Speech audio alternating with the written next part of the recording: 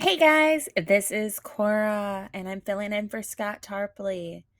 We're going to go ahead and talk about how to get paid, specifically on large loss. However, this can apply to any size loss. And as I stated, I am filling in for Scott Tarpley today.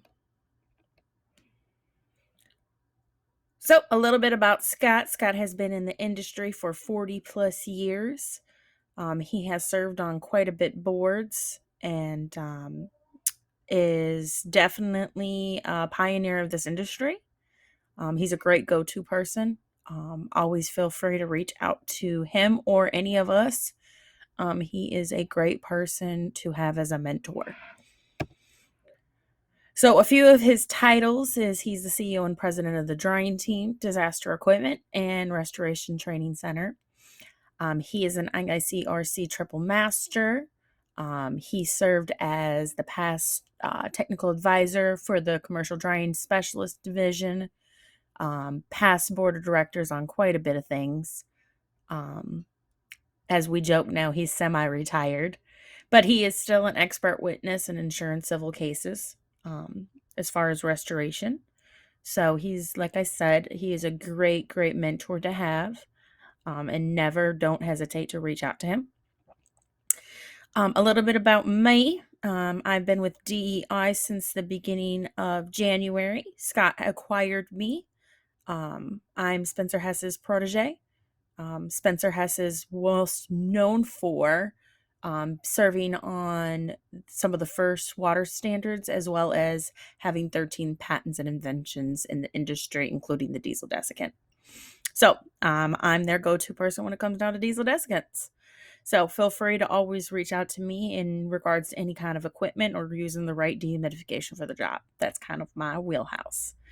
So a little bit about us and some of our brands. We have the Drying Team, which serves as an emergency loss subcontractor for drying services. However, we do a little bit of everything. We are the largest privately owned equipment rental company in the United States, or one of the largest. So I would like to touch on, what do you consider a large loss? Is it a dollar amount? Is it the size? Is it 10,000 square feet? Is it 100,000 square feet? What is a large loss to you?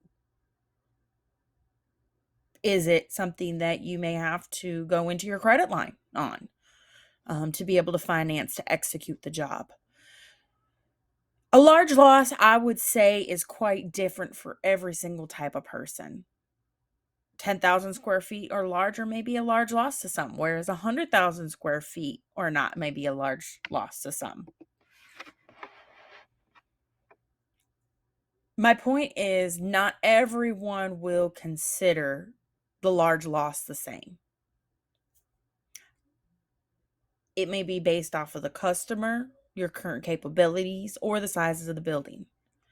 However, what I want you to think and understand is that small commercial work can always lead to the large commercial work. So they may spend a little before they spend a lot. I always, always, always like to emphasize that they're going to test you, these property managers, these different, people will test you with a smaller thing before they may give you a large thing. So don't turn those down. So what is a commercial large loss? Public schools, universities, hospital, medical offices, strip malls, churches, factories, warehouses, high-rise buildings, assisted living facilities, airports, hotels, you name it. Burlington Coat Factory, a Walmart, a Target, an Office Max. Large loss, it may vary by the contractor, and it may just be a dollar amount. So why do we want to market for these commercial losses? Larger projects usually equal a larger invoice. Direct referrals, meaning you're not working directly for the insurance company. You're not doing TPA work. Less upfront insurance involvement. as well as it's less emotional compared to residential work. You're more likely to receive a direct payment, which is important, especially when we talked about how to get paid. Uh, a lot of these commercial places, their deductible is a lot higher than a residential place.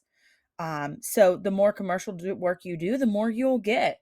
So when we talk about how to get paid, um, it's understanding those direct payments and things like that.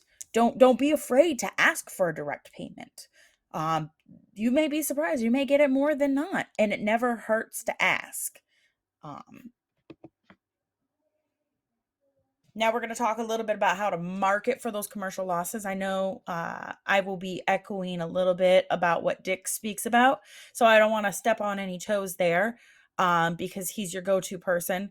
But kind of, I'm just echoing what he'll say: an emergency response program, joining Boomba, Chamber of Commerce, preferred vendor programs, call, mail, email, follow up. Become an asset for more than one than just water damage. Create a sales presentation like what I'm doing today. Educate them to make the right decision, and the right decision is for them to call you during their disasters, as well as pay for clicks. Those are just a few ideas. So I'm going to give you guys a second to go ahead and read this, and then we will talk about it.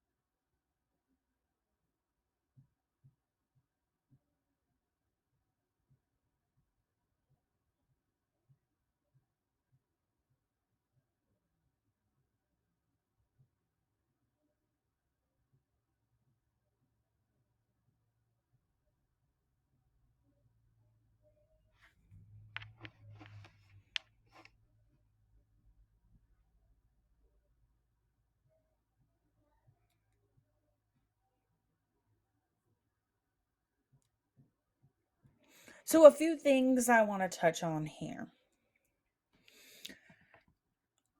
What are some common concerns that we get rebutted on from the adjusters or a consultant? One of the things is our labor. Here we clearly state why and how we charge what we charge and how we do it. I think transparency and process reinforcement is important on all jobs.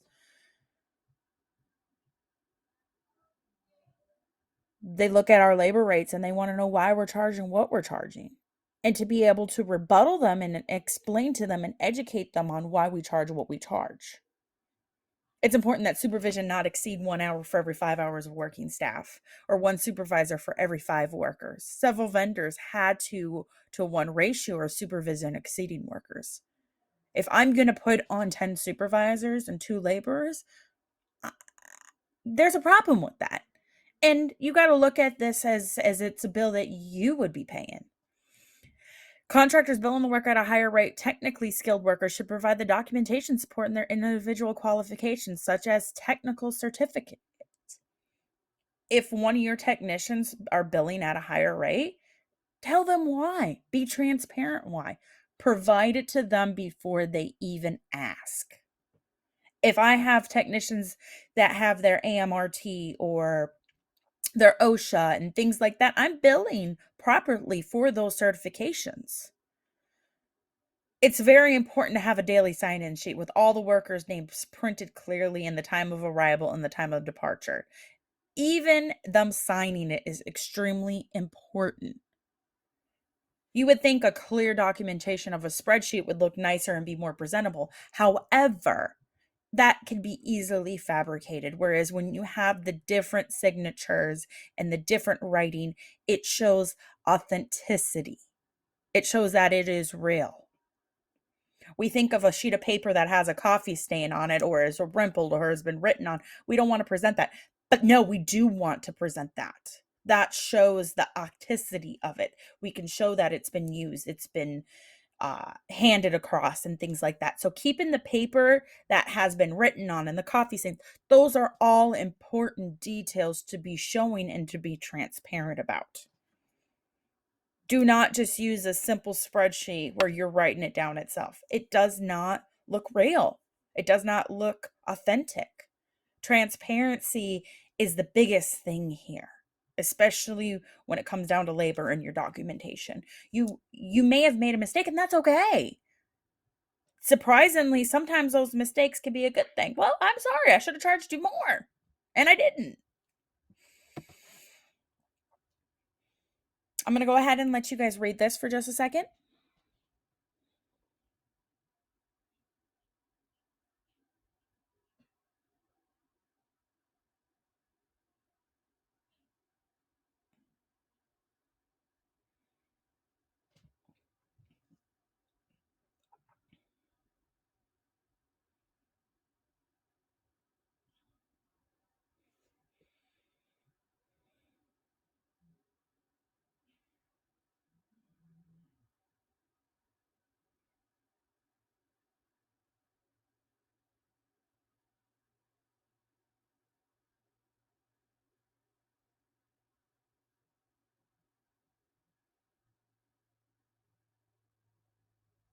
Some of the questions I get asked on this is, why should I have a weekly or monthly rate? Why am I being rebutted that I'm only allowed to be drawing for 3 days?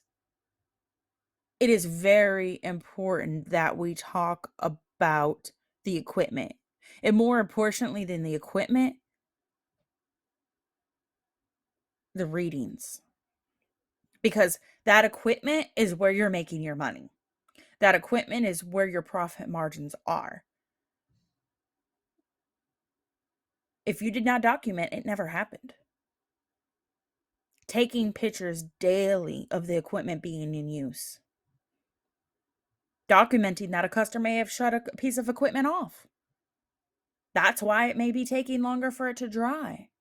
Taking pictures of the readings along with the equipment, of the inlet and the outlet of an LGR. Showing how the process of the desiccant, that you're doing it effectively. Your drying logs. How you came up with your math on the equipment calculations. If it's you're using the IICRC or E3 standards, where did you come up with those numbers? How? Document it, or else it never happened. I'll give you a second to read this as well.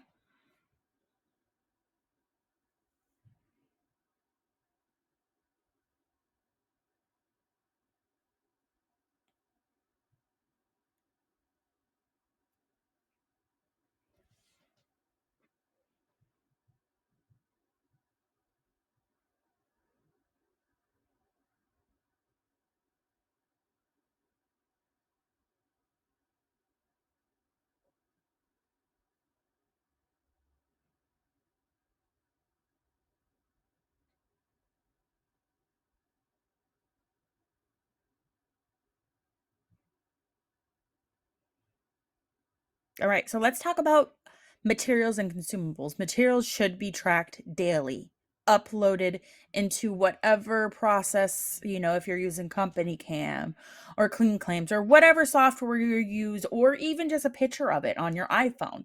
Most pictures are timestamped nowadays in the background. So taking pictures of this stuff or tracking it daily is important. That shows transparency. PPE for non-consumables items, so your safety glasses, your hard hats, so on and so forth, should only be billed once per employee. Make sure that those rates are discussed or are in your rate sheet. Your small tools. Most of us, we charge a small tool usage. I believe we charge 3% of labor.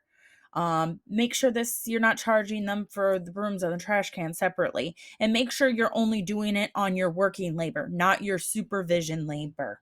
Why? is a supervisor using a broom or a trash can or a screwdriver. They shouldn't be. I mean, they do to some extent, but that artificially raises the cost of the job, and that is not being transparent. Your reimbursable inspections, make sure you provide detailed support of all expenses, your receipt, your invoice, why you got it, if anything was returned, how it was used, pictures of how it was used, explanations and or summaries. There we back creating transparency. Transparency equals payment. Hotel lodging and per diem. We need to prove our cost. If we're hiring temporary labor and we're not responsible for lodging or per diem, do not bill it. That is not being transparent.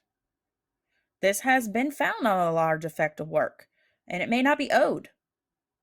You are not being transparent. You're not being honest. If you're caught not being honest, they're going to think you're not honest anywhere else.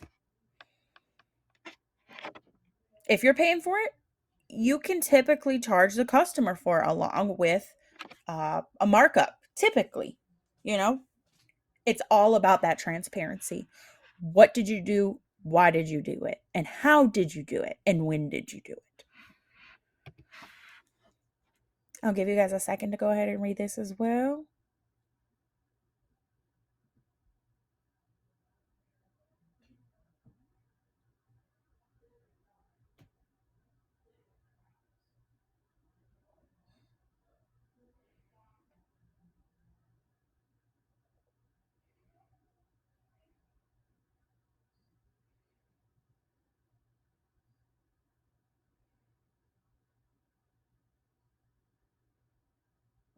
Let's talk about subcontractors.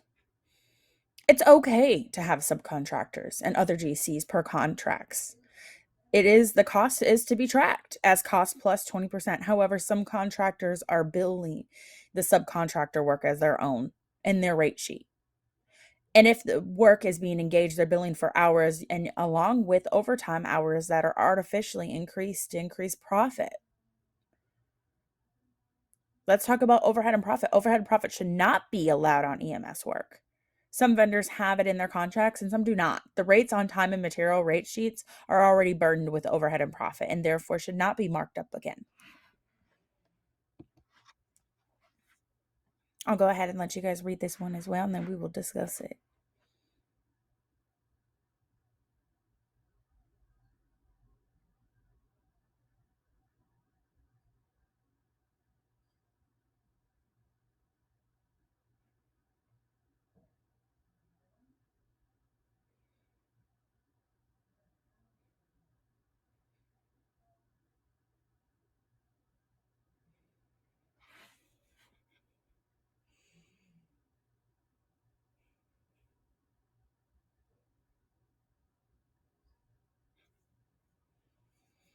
Most contractors do have a cap provision fee. This fee is supposed to cover the cost of the contractors to bring in resources to the area to account for the higher cost during a storm. However, as all costs are recoverable with cost plus, it is already being accounted for in the cap fee, just adds extra profit. We're already billing for travel time, lodging, transportation costs, etc. As all costs have been recovered, the cap fee does not cover any additional cost. The main issues facing the program, it would be great to have all the contractors on the same page. A bid document with these provisions should be created and allows for all vendors for bid for services. This would be where the properties give a priority list based on the work needed. Make sure you're being transparent in your billing.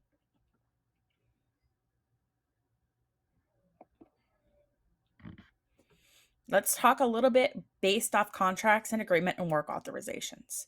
Make sure you're having your contracts reviewed by your attorney based on the laws of the state that you're working in. If you're going to do cat work in Florida, make sure you have an attorney that is familiar with Florida laws and statutes, along with county laws and statutes. Once you establish who you're working for, your contract needs to be signed. Most contracts have loopholes and may not realize until it's time to be paid. Have it reviewed. I personally like to have my contract signed and initialed on every single page, and I typically don't like to put notes in any of my contracts.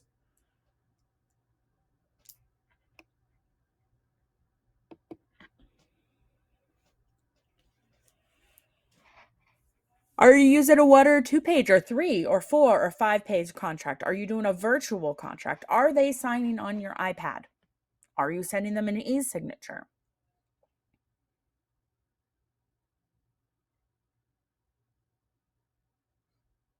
In our contracts, we typically include all of our drying plan based off the IICRC standards and say this is how we're going to dry. I make sure they initial every single page.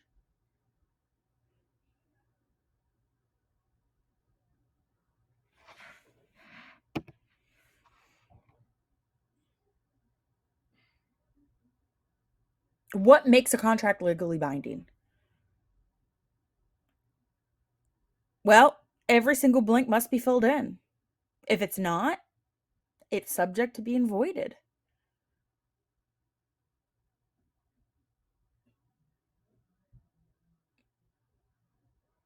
It's important that we may include the counteroffers or offers and meeting of the minds.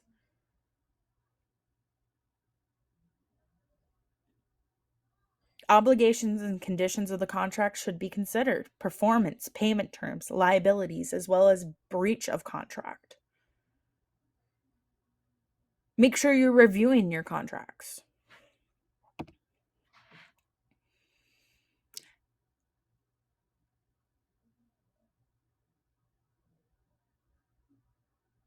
Here is some examples of some of the termage and verbiage we use in some of our contracts. Is your contract also your work authorization and agreement?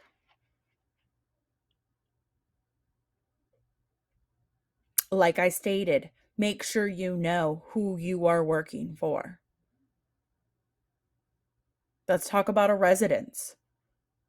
Whose name is the house in? Is it in a trust? Is it in a business? Make sure you have the authorized user signing that work authorization and agreement. We have property managers, and then we have actual owners of the building. Is that property manager authorized to act on behalf on a commercial loss? Ask for proof. Do your research and your due diligence. Who owns the building? Who has a lien on the building?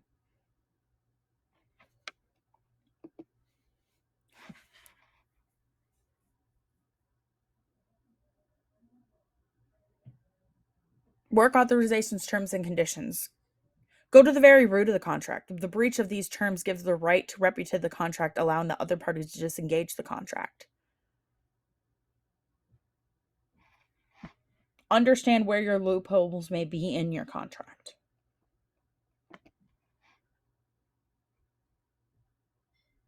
Talk about the terms and conditions. No oral contract termination request will be valid.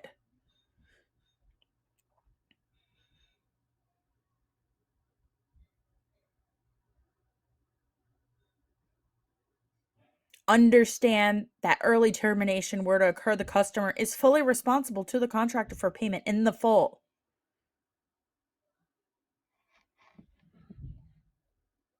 If your contract's not good, you may not get paid.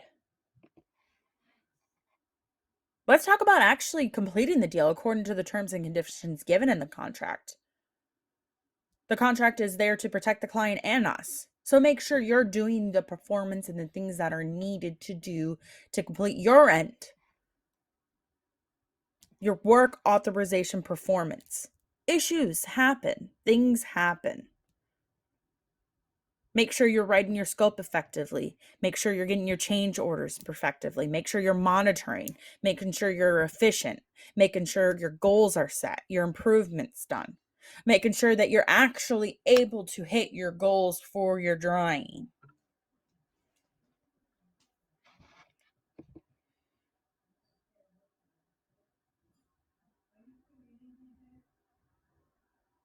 Let's talk about the liabilities, limits of the liabilities. We were just on a job in South Florida, and we noticed that once the job was completed, it was a residence, the home was tarped, but water intrusion happened after the remediation. Who's responsible for that? How do we prove we did what we needed to do and how we needed to do it? Who was wrong? Who was right? Who is responsible to fix it? Think about those things. Now let's apply that to a larger loss. If their rebuttal is, now I have mold growing, but you know you dried the building effectively, is there a new water intrusion? Has there been rain since that event? Was there rain happening during that event? Do you think documenting while it was raining during an event is important? Yes, it is important. That's how detailed we get. Why? Because my drying is not as efficiently when there's more grains outside than there is normally on a hot summer day or a cold winter day.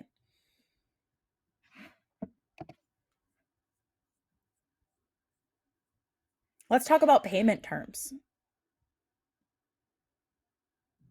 Final payment is due within 30 days of the invoice from the contractor. The contractor may submit progress payment requests during the progress of the job. The progress payments will be due to the contractor within 7 days of the request.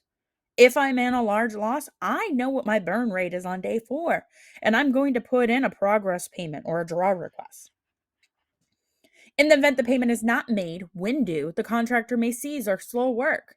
Such action shall not be constituted a contract breach.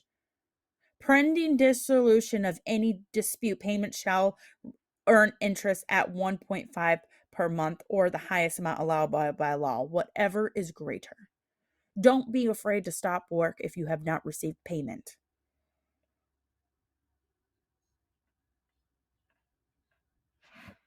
Don't be afraid to submit a draw request. Do that. There's no reason why a draw request should not be submitted on day 4. Let's talk about the scope of work. What we're doing and why we're doing it. Fill in the customer name, the project number, the address.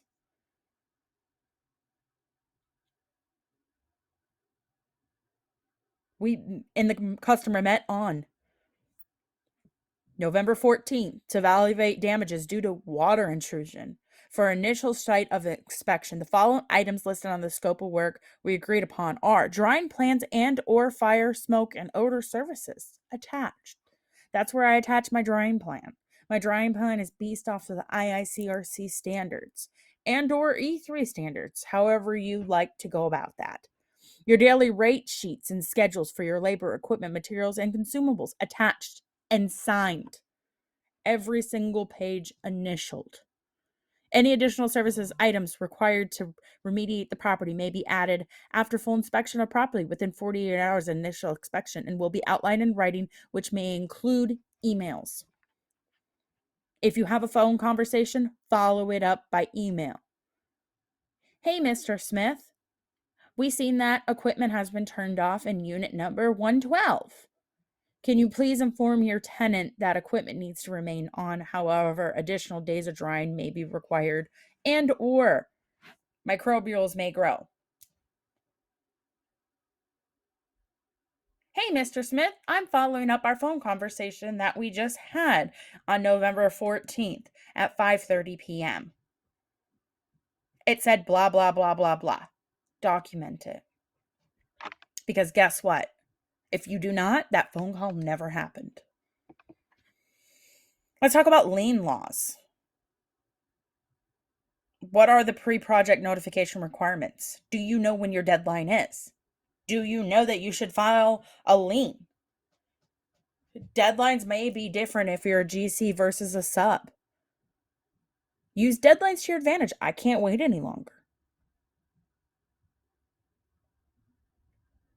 There's been numerous times where I get payment because they don't want me to put a lien right away. It scares them. Let's talk about third-party consultants. Let's talk about bringing in different experts. People sometimes get, I would say, excited and sometimes would want to bring in their lawyer right away. Our philosophy is this: if they have a consultant, you need a consultant. If they have an engineer, you need an engineer. If they have a lawyer, you need a lawyer. You got to keep it super simple. We'll talk about the rate schedules. Make sure, as you see here, you have every page initialed.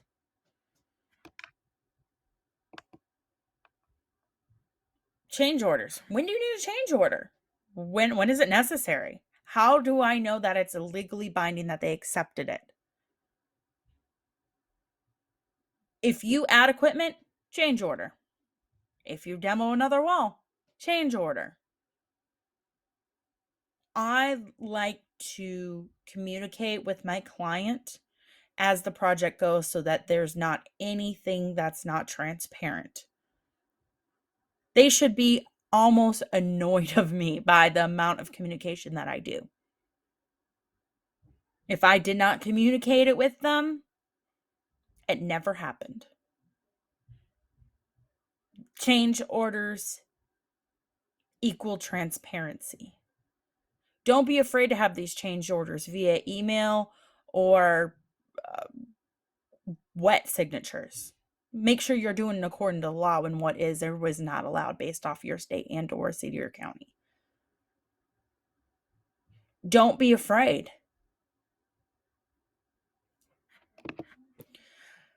Completion certificate. We'll talk about completion certificate as well as indemnification. If you suggest them to do something some way and they don't want to do it, make sure you have them sign indemnification. Make sure once you are completed, you get this completion certificate. This says the customer is happy with the services essentially that you surrendered. Let's talk about the rate schedules. Make sure you're having these initialed as well. The rate schedule is transparent. You have your general labor, your skilled labor, your supervisors, electricians, so on and so forth. Make sure that it is transparent. Echoing back what we said before, make sure your supervising and your labor ratio is correct. Make sure that you're providing the proper documentation for the labor. If it's skilled labor, if it's a moisture mapper, if it's a desiccant monitoring setup technician tech. Take pictures of your labor. Show them working. Mama.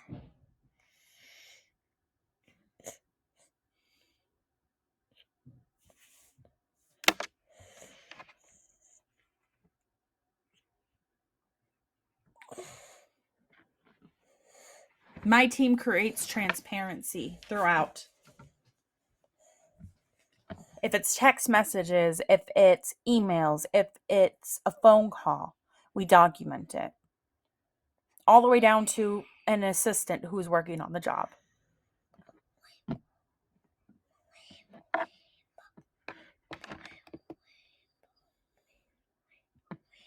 We talk about all of our cost. You have a man, you have a truck. You have to pay for the truck, you have to pay for the man. Then you have a man that you put in the truck. You want to make sure that you're charging for that.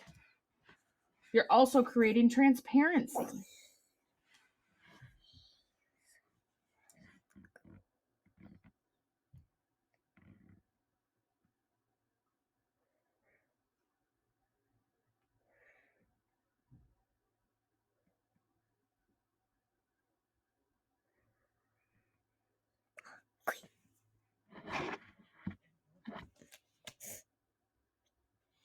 I like to talk about the transparency and the different categories of what I bill and how I bill for it.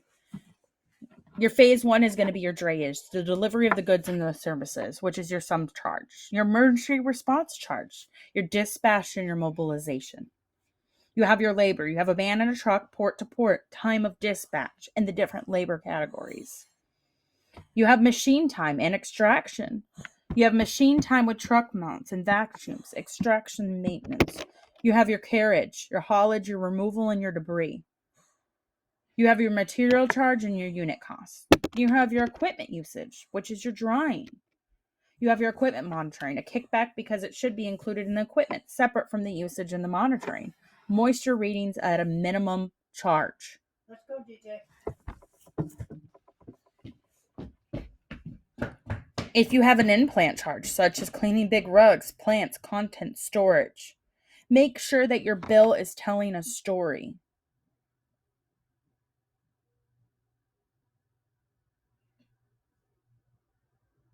Make sure you're charging sales and user tax based off your laws.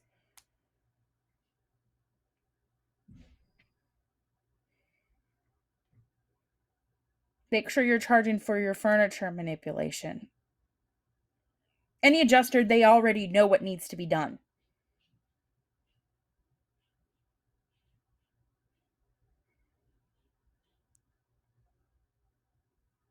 Allow your bill to tell a story.